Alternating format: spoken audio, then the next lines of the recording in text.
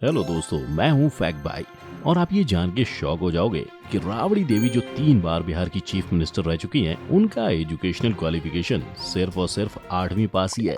हाँ, पर सोचने वाली बात यह है कि मिनिस्टर बनने के लिए जब डिग्री नहीं लगती तो आईएएस या आईपीएस ऑफिसर बनने के लिए यूपीएससी का कठिन एग्जाम और उसके साथ ग्रेजुएशन की डिग्री का होना कंपलसरी क्यों? पर राबड़ी देवी की 8वीं की डिग्री फिर भी सच्ची थी। पीएम मोदी की डिग्री को तो सरेआम फेक बता दिया गया था। तो आखिर हमारे देश को चलाने वाले पीएम मोदी कहां तक पढ़े हैं? इससे पहले कि मैं आपको ये बताऊं कि आपको पता है कि इंडिया की कैबिनेट मिनिस्टर स्मृति ईरानी ने तो 2004 में बीए और 2014 में बीकॉम की डिग्री इलेक्शन के डॉक्यूमेंट में सबमिट कर डाली थी। मतलब जाली डिग्री देनी है तो कुछ भी दे दो। तो अब आप ही सोचो, इंडिया के लॉ बनाने वाले इन मिनिस्टर्स को मिनिमम एजुकेशन क्वालिफिकेशन रिक्वायरमेंट क्यों नहीं है? क्या एजुकेशन की राजनीति में कोई इम्पोर्टेंस नहीं है? इन सारे सवालों का जवाब और आज के पॉलिटिशियंस की एजुकेशन क्वालिफिकेशन हम जानेंगे in our today's video title educational qualifications of Indian politicians. अब शुरुआत करते हैं राबड़ी देवी से, जो एक नॉर्मल ट्रेडिशनल हाउसवाइफ से 3 बार बिहार की चीफ मिनिस्टर की पदवी पर बैठने वाली पहली महिला बनी थी। अब हुआ कुछ यूँ था कि 8th स्टैंडर्ड तक पढ़ाई करने के बाद 17 साल की उम्र में राबड़ी देवी की शादी लालू प्रसाद यादव से हुई थी, जो बिहार के पूर्व मुख्यमंत्री और रेल मंत्री रह चुके हैं। पर शादी के बाद राबड़ी देवी को सीएम की कुर्सी नहीं मिली थी। शादी के बाद वो अपने परिवार और घर बार को संभालने वाली एक साधारण हाउसवाइफ थी। लेकिन लालू के फॉर्डर स्कैम करप्शन केस में पकड़े जाने पर पावर हाथ से नहीं निकलने के लिए लालू ने अपनी पत्नी को बिहार के चीफ मिनिस्टर की पोस्ट दे दी। हालांकि इस पर कईयों ने सवाल उठाए, मगर राबड़ी देवी ने बिना सवाल जवाब किए सीएम की पदवी को अपनाया और ऐसे ही शांत स्वभाव से 15 साल तक सीएम की सीट पर अपना डेरा बनाए रखा। लेकिन अगर एक पॉलिटिशियन की बीवी के मिनिस्टर बनने पर आप सोच में पड़ गए हो, तो एक पॉलिटिशियन के ड्राइवर के मिनिस्टर बनने पर आप क्या बोलोगे? और ऐसा कर दिखाया है सीके जाफर शरीफ ने, जो 10वीं की पढ़ाई कंप्लीट करने के बाद कर्नाटका के चीफ मिनिस्टर एस निजलिंगप्पा के ड्राइवर बने थे। पर ड्राइवरी करते करते जाफर ने सीएम की मदद से पॉलिटिक्स में एंट्री ले ली और देखते ही देखते वो कांग्रेस पार्टी में बड़ी बड़ी पोजीशन पाते पाते इतने बड़े हो गए कि उन्होंने एस निजलिंगप्पा का हाथ छोड़कर इंदिरा गांधी की तरफ मुंह मोड़ लिया और इंदिरा गांधी के स्ट्रॉन्ग सपोर्टर बन गए, जिसके बाद में उन्हें minister of state of railways का पद इनाम में मिला, जहां उन्होंने रेलवे में गेज कन्वर्जन लाकर इंडियन रेलवे के पैसे बचाने में बहुत सहायता की। लेकिन सिर्फ इतना ही नहीं, बैंगलोर में व्हील एंड एक्सल प्लांट लाने में भी उनका हाथ था, जिसकी वजह से आज वहाँ भारी मात्रा में ट्रेन के व्हील्स की मैन्युफैक्चरिंग होती है। चलो अब जानते हैं ऐसे मिनिस्टर के बारे में जो करीबन 20 साल तक तमिलनाडु के चीफ मिनिस्टर रहे थे, पर उनकी एजुकेशन क्वालिफिकेशन बस 8वीं पास। मैं यहाँ बात कर रहा हूँ मुथुवेल करुणानिधि की, जो तमिल के पॉलिटिक्स से लेकर फिल्म इंडस्ट्री तक फेमस हैं, क्योंकि उन्हें बचपन से ही लिटरेचर से बहुत लगाव था एंड पॉलिटिक्स की दुनिया में घुसने से पहले वो एक स्क्रीन राइटर भी रह चुके थे। पर पॉलिटिक्स में भी वो 14 साल की उम्र से ही इन्वॉल्व हो गए थे और उन्हें पॉलिटिक्स की तरफ इंस्पायर करने वाली वजह तमिलनाडु की जस्टिस पार्टी की एक स्पीच थी, जिसके बाद पॉलिटिक्स में एक एक कदम बढ़ाकर 33 साल की उम्र में इलेक्शन सीट जीतकर वो तमिलनाडु असेंबली में घुसे और असेंबली की रैंक में आगे बढ़ते ही चले गए। पर उनके चीफ मिनिस्टर बनने का सितारा सन 1969 में डीएमके पार्टी के जनरल सेक्रेटरी अन्नादुरई की मौत के बाद चमके और वो तमिलनाडु के सीएम बन गए। लेकिन पते की बात यह है कि वो पॉलिटिक्स के साथ साथ अपने पैशन को भी लेकर चले। उन्होंने अपने पॉलिटिकल एक्टिव ईयर्स में इंडिया की फर्स्ट एग्रीकल्चरल यूनिवर्सिटी, औरतों, लो इनकम क्लास फार्मर्स और बैकवर्ड क्लास के इक्वलिटी और राइट्स के लिए बहुत सारे प्रोग्राम्स और लॉज बनाए। साथ ही उन्होंने 100 से भी ज्यादा पोएट्री और स्टोरी की बुक्स लिखी और 62 फिल्में बनाई। और उनके पॉलिटिकल एक्टिव ईयर 2011 में रिलीज हुई पोन्नार शंकर उनकी लास्ट मूवी थी। हेलो फ्रेंड्स, आपको मैं एक इंटरेस्टिंग ट्रेडिंग प्लेटफॉर्म बिनोमो के बारे में आज बताऊंगा। ये दोनों ऐप स्टोर और प्ले स्टोर में अवेलेबल है। इसमें आप अलग अलग एसेट्स में ट्रेड कर सकते हो, जैसे कि गूगल, एप्पल, गोल्ड और तो और फॉरेन करेंसीज जैसे यूएस डॉलर्स, यूरोज वगैरह में भी आपको 90% प्रॉफिट तक मिल सकता है। इस प्लेटफॉर्म में आपको कोई भी एसेट चुनना है और फोरकास्ट करना है कि उसकी वैल्यू बढ़ेगी या घटेगी। देखिए, मैं आपको एक एग्जाम्पल से बताता हूँ। मैं एक 700 रुपए का ट्रेडअप करता हूँ कि इस एसेट की वैल्यू बढ़ेगी और थोड़ा रुकते हैं। यस, मेरा फोकस सही निकला। अब ये अमाउंट आप अपने बैंक अकाउंट या पेटीएम में सिर्फ 24 घंटों के अंदर विड्रॉ कर सकते हो। इसका मिनिमम डिपॉजिट सिर्फ 350 रुपए है। और हाँ, आप मेरा प्रोमो कोड यूज कर सकते हो, जिससे कि आपका डिपॉजिट डबल हो जाएगा। यानी कि जैसे आप 400 रुपए का टॉपअप कीजिए और 800 रुपए पाइए, तो डिस्क्रिप्शन लिंक से बिनोमो डाउनलोड कीजिए और अपने डेमो अकाउंट में 65,000 रुपए पाइए, जिससे आप नई ट्रेडिंग, लर्निंग स्किल्स और स्ट्रेटजी प्रैक्टिस कर सकते हो। जितना आपका एक्सपीरियंस होता जाएगा, उतना ही आपकी ट्रेडिंग और अर्निंग स्किल्स और पॉसिबिलिटीज बढ़ेंगी। लेकिन हाँ फ्रेंड्स, ध्यान से ट्रेड कीजिए, क्योंकि कोई भी ट्रेड में आपकी कैपिटल को रिस्क होता है। सो फ्रेंड्स, आज ही बिनोमो डाउनलोड कीजिए, लिंक डिस्क्रिप्शन में है। I am a binomist, are you?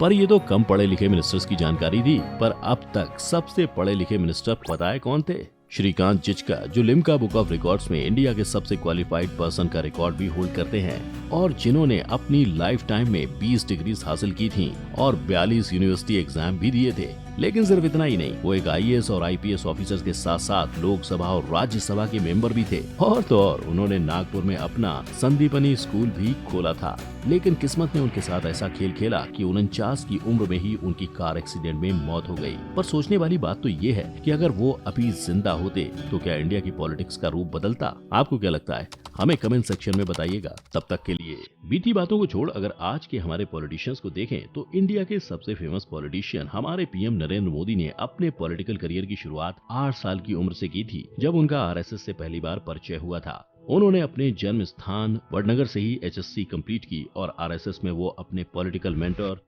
Lakshman Rao Inamdar से मिले, जिन्होंने PM को अपनी पढ़ाई पूरी करने के लिए कहा और उनको सपोर्ट भी किया, क्योंकि इससे पहले PM स्वामी विवेकानंद के अलग अलग आश्रम में जाकर ज्ञान प्राप्त करना चाहते थे। लेकिन कॉलेज एजुकेशन नहीं होने की वजह से उन्हें हर जगह रिजेक्शन मिला। इसीलिए फिर उन्होंने अपनी पढ़ाई पूरी करने के लिए दिल्ली के SOL school of open learning से 1978 में पॉलिटिकल साइंस में बैचलर्स किया और 5 साल बाद 1983 में उन्होंने पॉलिटिकल स्टडीज में गुजरात यूनिवर्सिटी से मास्टर किया। पर दोनों ही एजुकेशन क्वालिफिकेशन को लेकर अभी तक सवाल उठे हैं, क्योंकि एक RTI क्वेरी पर SOL ने कहा कि उनके पास 1978 साल में BA डिग्री हासिल करने वाले स्टूडेंट की कोई भी डेटा नहीं है।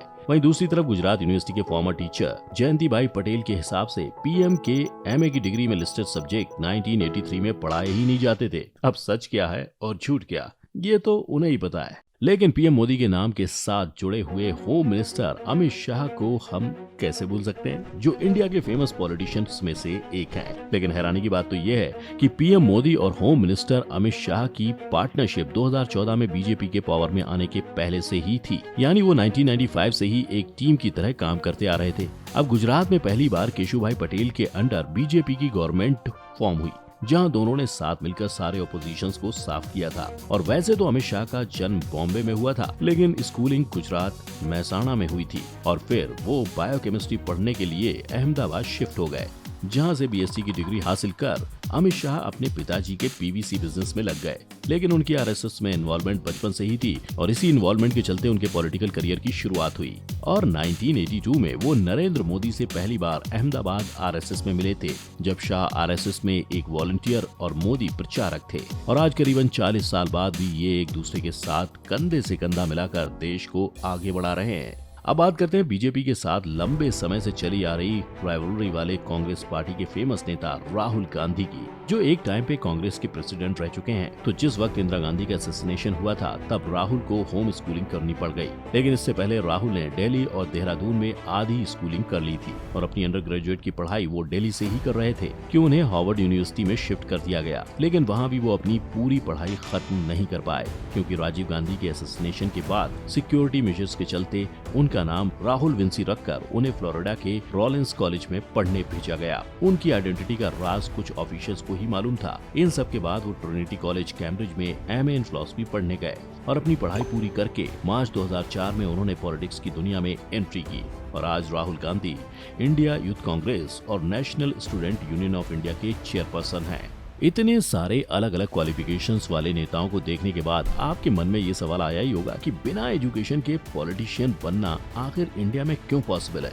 तो इसका जवाब इंडियन कॉन्स्टिट्यूशन के रचनाकार डॉक्टर BR अम्बेडकर ने ये कहकर दिया है कि एजुकेशन क्वालिफिकेशन के इम्प्लीमेंटेशन को सपोर्ट करने वाले लोग दो गलतियां करते हैं। पहली गलती है ये सोचना कि एक अनपढ़ इंसान हमेशा एक मूर्ख होता है। दूसरी गलती है ये सोचना कि पढ़े लिखे लोगों की बुद्धि हमेशा अनपढ़ लोगों से ज्यादा ही होती है। अब चाहे आप एमएलए हो या फिर देश के प्रधानमंत्री, ऐसा कोई रूल नहीं है जहां आपको एक लेवल की पढ़ाई करनी पड़ती है। मतलब पीएम, सीएम सारे ही पोजीशंस के बेसिक रिक्वायरमेंट को देखें तो पहली रिक्वायरमेंट है इंडियन सिटीजनशिप होना चाहिए, 25 साल से बड़े होने चाहिए, क्रिमिनल रिकॉर्ड नहीं होना चाहिए, साथ ही 2 साल के ऊपर की जेल हिस्ट्री नहीं होनी चाहिए। और यहाँ रूल इतने सिंपल रखने का रीजन यही था कि सबको इक्वल अपॉर्चुनिटी मिले।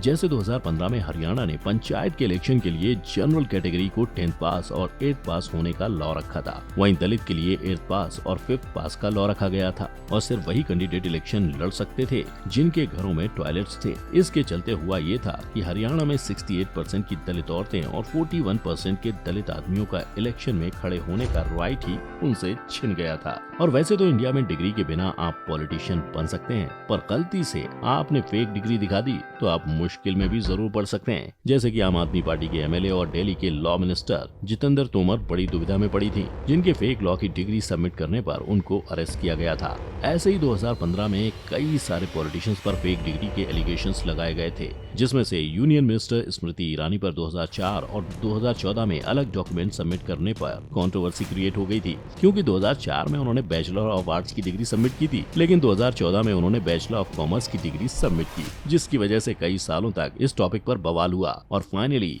इसके 5 साल बाद 2019 में उन्होंने आखिरकार कन्फेस किया कि उन्होंने बीकॉम में एडमिशन तो लिया था लेकिन उसे कंप्लीट नहीं किया, पर इस बात पर अभी तक उनके खिलाफ कोई एक्शन नहीं लिया गया है। अब पॉलिटिशियन चाहे पढ़ा लिखा हो या ना हो, एटलीस्ट उसके सच्चे होने पर भी लोग खुश हो जाते हैं। जैसे वेस्ट बंगाल की चीफ मिनिस्टर ममता बनर्जी ने 1991 में बोला कि उनको यूएस की ईस्ट जॉर्जिया यूनिवर्सिटी से पीएचडी की डिग्री मिली थी, लेकिन ऐसी कोई यूनिवर्सिटी ही नहीं मिलने पर उनके झूठ का पर्दाफाश हो गया। तो आपको क्या लगता है कि फेक डिग्री दिखाने या जताने पे ज्यादा स्ट्रिक्ट लॉज आने चाहिए या नहीं? मुझे आप कमेंट सेक्शन में जरूर बताना, और अगर वीडियो पसंद आई हो तो वीडियो को शेयर करके उस पे लाइक जरूर कर देना, और ऐसे ही नई चीजें सीखने के लिए चैनल को सब्सक्राइब करके बेल आइकन दबाना नहीं भूलना। चलिए फिर मिलते हैं अगले एपिसोड में, तब तक के लिए जय हिंद।